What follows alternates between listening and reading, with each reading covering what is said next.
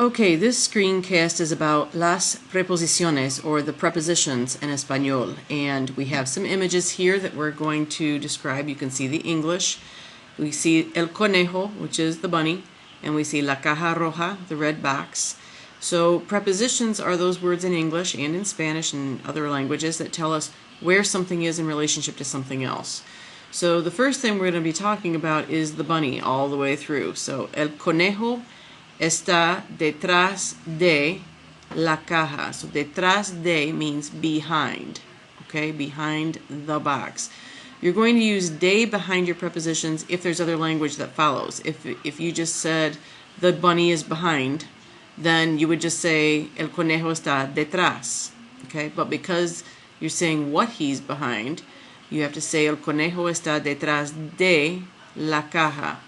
All right. Also, because we're talking about location, there's only one verb that we're going to be using, and that will be estar. And the form of the verb that you use will depend on the subject, okay? So if we wanted to reverse this and say, el conejo está delante de la caja.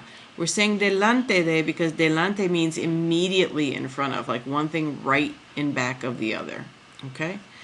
All right, next one, we see the bunny in the box. El conejo está adentro de la caja. And you'll find the correct spelling of all these prepositions on one of the resources inside the Moodle book. So make sure that you refer to those if you're not sure. A lot of them have accents on them. So you really want to make sure you're getting those copied correctly. So el conejo está adentro de, or just dentro de la caja. You could also say el conejo está en la caja. Very simple. He is in the box.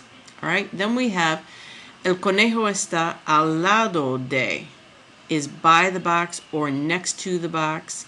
There is another expression that you can use. El conejo está junto a.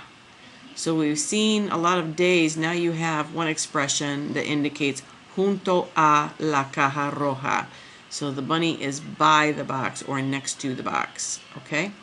In this next picture, you have the rabbit over the top of the box. So el conejo está sobre la caja roja. So sobre means like above or over the top. Not touching though. You'll notice this, he's kind of levitating here. Here we have two boxes, a blue box and a red box, la caja roja y la caja azul. And the rabbit is between the two. So el conejo está entre la caja azul y la caja roja. All right, in our last two pictures on this page, we have the rabbit underneath the table and then the rabbit on top of the table. So here, el conejo está debajo de, so there's three different ways of saying under. So el conejo está debajo de la mesa, that's number one. El conejo está abajo de, that's number two. And el conejo está bajo de la mesa. That's number three. Any of them works. All of them mean the same thing. Does not matter. As long as you're using debajo and de. Those are two separate words. Abajo and de, two separate words. And then bajo de. And again, using estar as your verb. In the last picture, we have the rabbit on top of the table. So el conejo está, two different ways of saying this. Encima de. Encima, E-N-C-I-M-A, de la mesa, or el conejo está arriba de la mesa, okay?